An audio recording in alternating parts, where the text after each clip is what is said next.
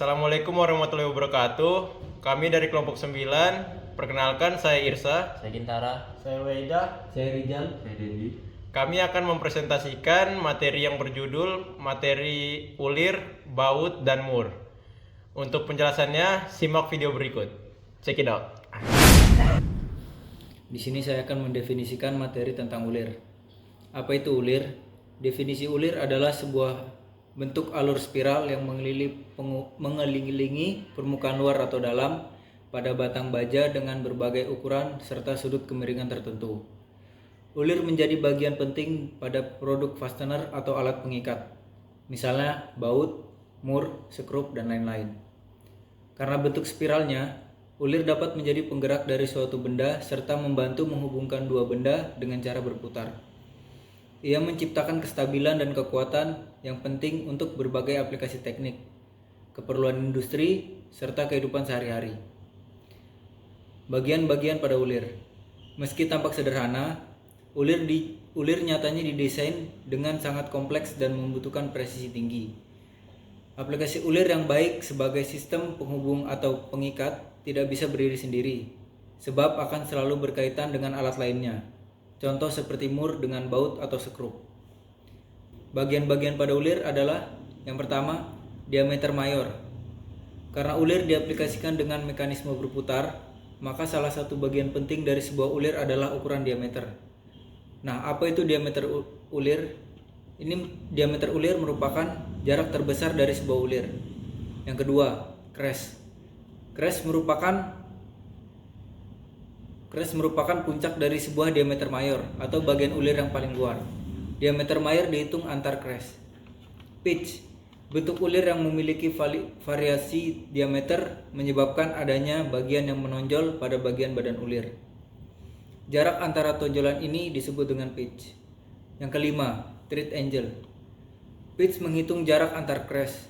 Bukaan sudut pada crest disebut treat angle. Bagian ini perlu di presisi tinggi, kompatibilitas dengan ulir bagian yang akan disambung. 6. Diameter minor. Selain diameter mayor, ada pula minor yang merupakan diameter paling kecil dari sebuah ulir. 7. Root. Jika diameter mayor dihitung antar crest, maka diameter minor dihitung antar root yang merupakan bagian ulir yang paling dalam. 8. Flank. Bagian menonjol yang timbul dari batang ulir ke puncak alur disebut dengan flank atau permukaan sisi yang berada di antara root dan crest. 9. Dip. Jarak antara crest dan root disebut dengan dip. Dip perlu diseragam agar aplikasi ulir bisa dilakukan dengan baik. 10. Diameter tengah. Karena ada 2 meter yang saling terhubung pada sebuah ulir, maka tercipta diameter tengah yang mempertemukan diameter mayor dan minor. Ini yang dimaksud dengan diameter tengah atau diameter pitch. 11. Helix angle. Helix angle merupakan sudut helix yang tercipta dari sebuah struktur ulir. Untuk mengukurnya bisa dilakukan dengan mengambil garis tegak lurus dengan sumbu utama. Kemudian hitung sudut antar garis tegak lurus dengan derajat kemiringan crest. 12. Lead atau kisar. Yang terakhir adalah lead atau kisar yang merupakan jarak yang perlu ditempuh satu crest dalam satu putaran. Selanjutnya saya akan menjelaskan materi tentang suaian ulir Amerika Nasional. Untuk keperluan umum, 3 kelas suaian ulir sekrup di antara elemen mesin yang berpasangan, seperti antara baut dan mur, telah dibuat oleh ANSI. Suaian ini dihasilkan dengan penggunaan toleransi yang didaftarkan dalam standar dan diuraikan sebagai berikut. Yang pertama, suaian kelas 1. Disarankan hanya untuk pekerjaan ulir sekrup di mana celah bebas antara elemen mesin yang berpasangan merupakan hal yang penting untuk perakitan cepat dan di mana goyangan atau kelonggaran bukanlah hal yang tak diinginkan. Yang kedua, suaian kelas 2 mewakili produk ulir komersial bermutu tinggi dan disarankan untuk pekerjaan ulir sekrup yang dapat saling ditukar dalam jumlah besar. Yang ketiga, suaian kelas 3 mewakili produk berulir komersil yang bermutu sangat tinggi dan disarankan hanya pada hal-hal di mana dijamin tersedianya alat-alat yang sangat presisi dan pelaksanaan pemeriksaan yang menerus. Kelas suaian yang diinginkan pada ulir diperlihatkan pada catatan ulir. Saya akan menjelaskan materi tentang identifikasi beragam bentuk pada ulir. Yang pertama, ulir segitiga, metrik, Whitworth, BSP, NPT. bentuk memiliki profil segitiga dengan sudut puncak 60 derajat, metrik 50 derajat Whitworth atau 50 derajat BSP NPT. Keunggulan ulir segitiga adalah paling umum digunakan baik untuk baut dan mur maupun untuk sambungan pipa. Contoh M6, M10, 1/4 sampai 20 inci, 1/2 sampai 13 UNF, G 1/2, G 3/4. Yang kedua, ulir trapezoidal. Bentuk memiliki profil trapesium dengan sudut puncak 30 derajat. Kegunaan digunakan untuk aplikasi yang membutuhkan gerakan linier yang kuat dan akurat seperti pada mesin bubut, mesin Price, dan jack hidrolik. Contoh TR 10x6, TR 20x8. Yang ketiga, ulir bulat round. Bentuk memiliki profil bulat, biasanya digunakan untuk aplikasi khusus seperti bola. Kegunaan digunakan untuk aplikasi yang membutuhkan gerakan linier yang halus dan presisi tinggi seperti pada peralatan medis dan robot. Contoh R1/4, R3/8. Yang keempat, ulir persegi atau square. Bentuk memiliki profil persegi, jarang digunakan karena sulit dibuat. Kegunaan digunakan untuk aplikasi yang membutuhkan kekuatan tinggi dan tahan lama seperti pada mesin berat dan peralatan konstruksi. Contoh, ulir persegi jarang digunakan dalam aplikasi modern.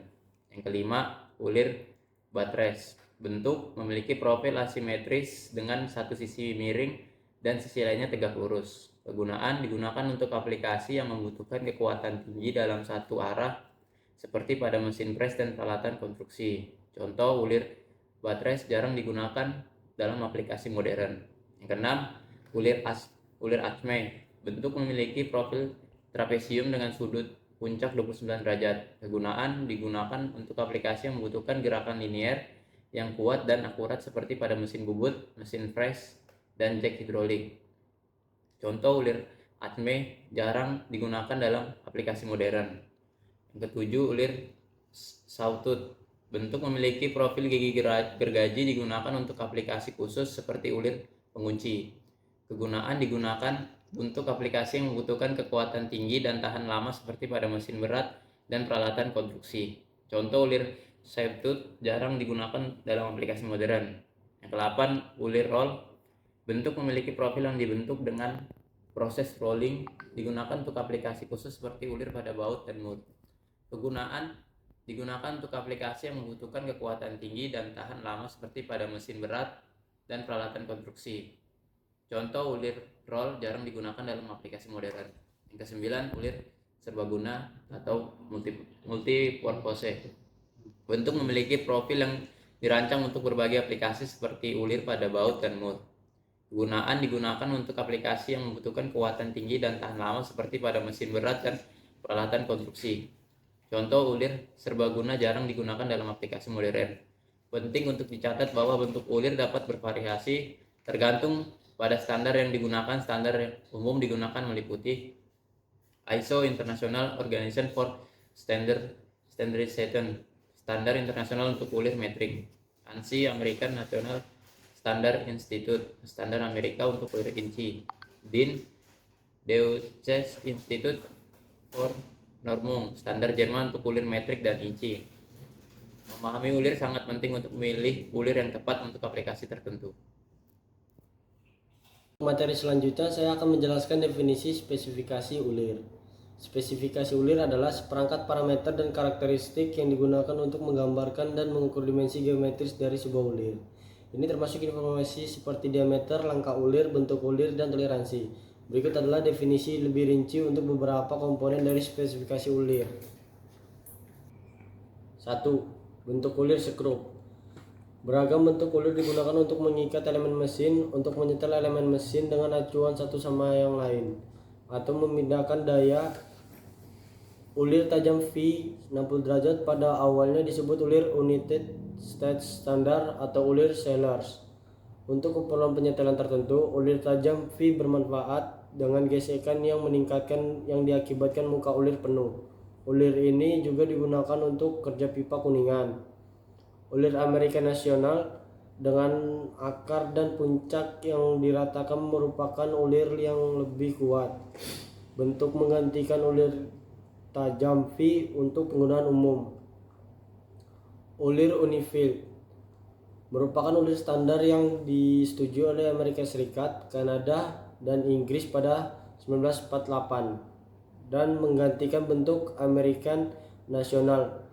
Puncak ulir luar diratakan atau dibulatkan dan akarnya dibulatkan. Jika tidak, bentuk ulir ini pada dasarnya sama dengan ulir American National. Ulir metrik merupakan ulir sekrup standar yang disetujui sebagai pengikat ulir sekrup internasional. Puncak dan akar ratanya, tetapi ulir luar sering dibulatkan jadi bentuk dengan proses roll. Berikut serupa dengan ulir American National dan Unified, tetapi dengan kedalaman ulir yang lebih dangkal. Ulir persegi secara teoritis merupakan ulir yang ideal untuk memindahkan daya karena mukanya hampir tegak lurus terhadap sumbunya.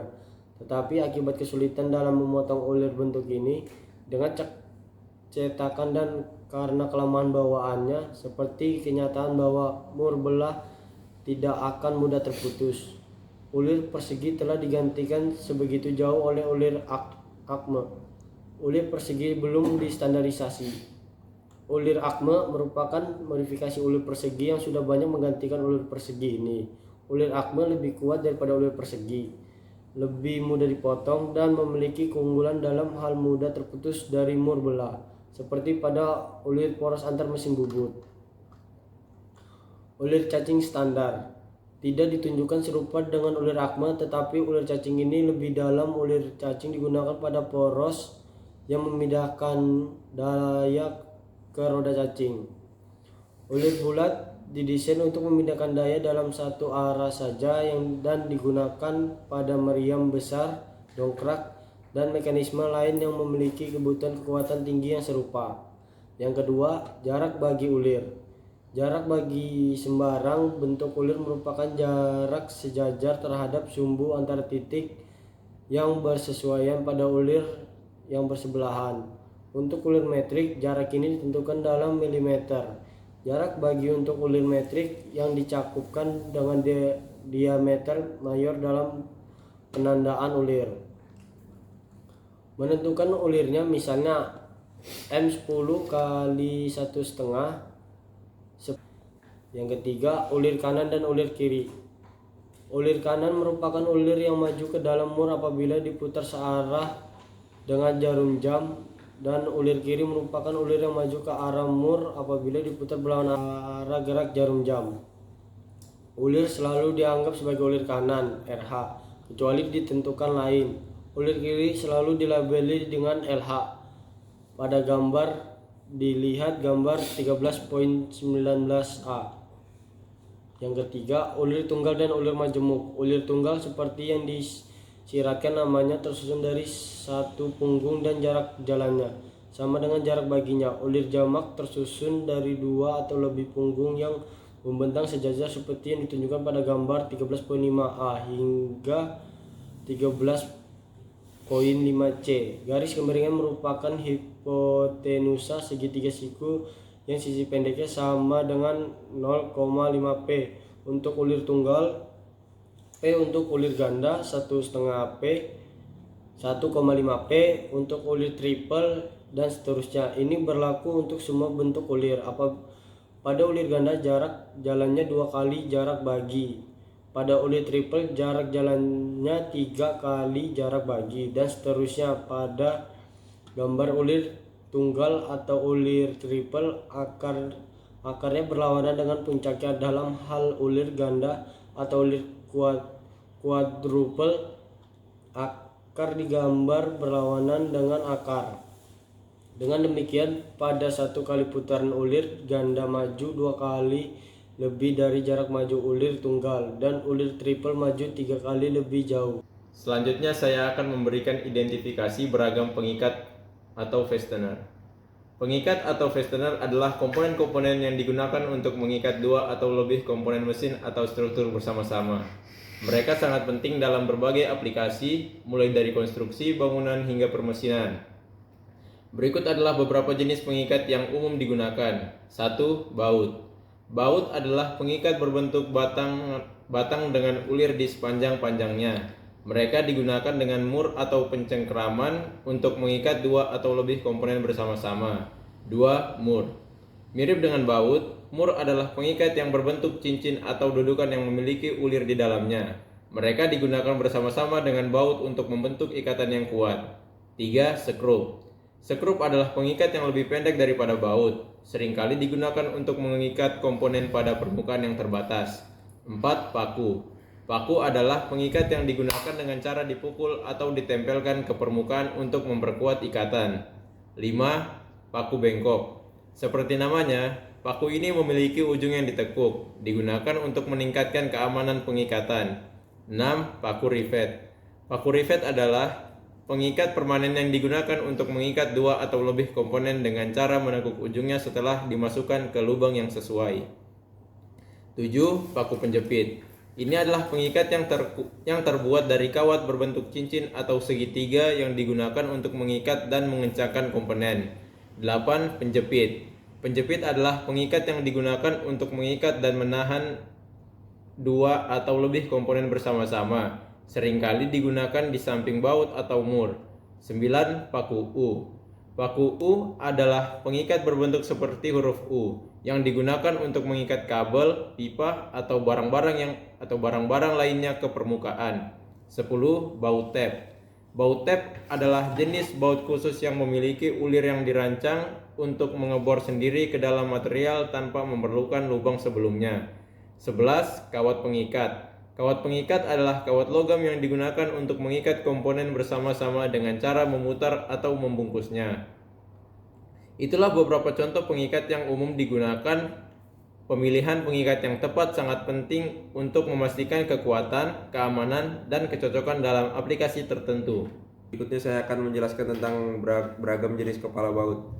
Ada berbagai jenis kepala baut yang dirancang untuk digunakan dalam berbagai aplikasi, baik untuk tujuan struktural, dekoratif, atau keamanan. Berikut adalah beberapa jenis kepala baut yang umum digunakan. Yang pertama yaitu ada panhead, kepala baut dengan profil datar dan bulat di atasnya. Digunakan untuk aplikasi di mana penampilan estetika tidak menjadi perhatian utama. Kemudian yang kedua ada roundhead. Roundhead sendiri mirip dengan kepala pen, tetapi dengan profil yang lebih cembung, memberikan kekuatan dan penampilan yang lebih baik.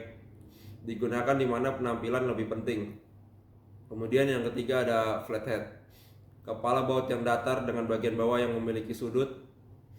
Biasanya flathead digunakan saat permukaan harus rata atau baut tidak boleh menonjol. Kemudian yang keempat ada oval head. Kepala ini mirip dengan kepala bundar, tetapi memiliki profil oval yang lebih panjang. Digunakan untuk aplikasi di mana penampilan lebih penting dan sudut yang lebih rendah diperlukan. Lanjut yang kelima ada hex head. Hex head adalah kepala baut dengan 6 sisi datar yang memungkinkan penggunaan kunci pas atau kunci heksagonal untuk pemasangan dan pengencangan yang lebih mudah. Kemudian lanjut yang keenam ada octagon head.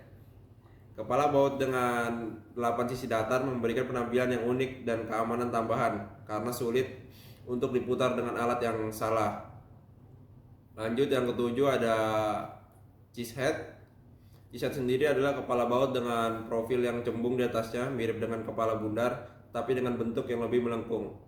Biasanya digunakan untuk aplikasi dekoratif atau di mana penampilan estetika lebih penting.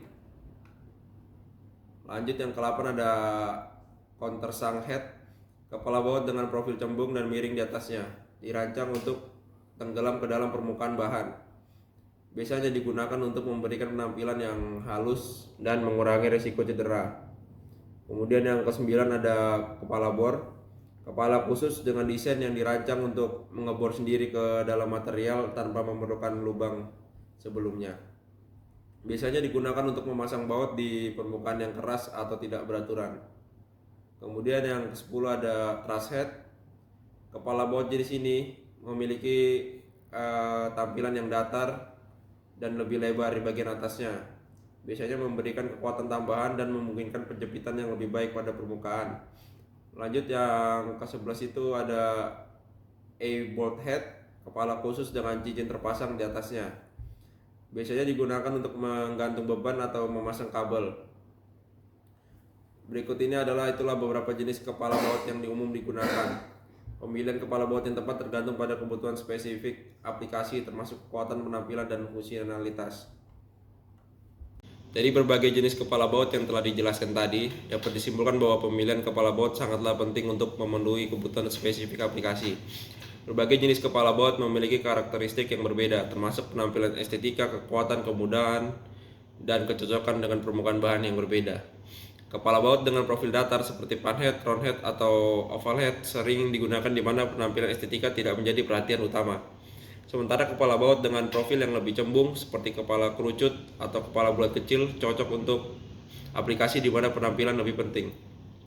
Kepala baut dengan profil tirus seperti flathead, countersunk head, atau truss head digunakan untuk permukaan yang harus rata atau tidak boleh menonjol. Sedangkan kepala baut dengan profil bore dirancang untuk membor sendiri ke dalam sebuah material. Selain itu juga ada kepala baut dengan desain khusus seperti hex head, octagon head, atau kepala tergantung yang digunakan untuk keperluan tertentu yang memerlukan keamanan tambahan atau fungsi khusus. Kesimpulannya adalah pemilihan jenis kepala baut yang tepat adalah kunci untuk memastikan keamanan, kekuatan, dan penampilan yang sesuai dalam aplikasi tertentu. Oleh karena itu, sangat penting untuk mempertimbangkan kebutuhan spesifik dan karakteristik bahan yang digunakan sebelum memilih jenis kepala baut yang sesuai.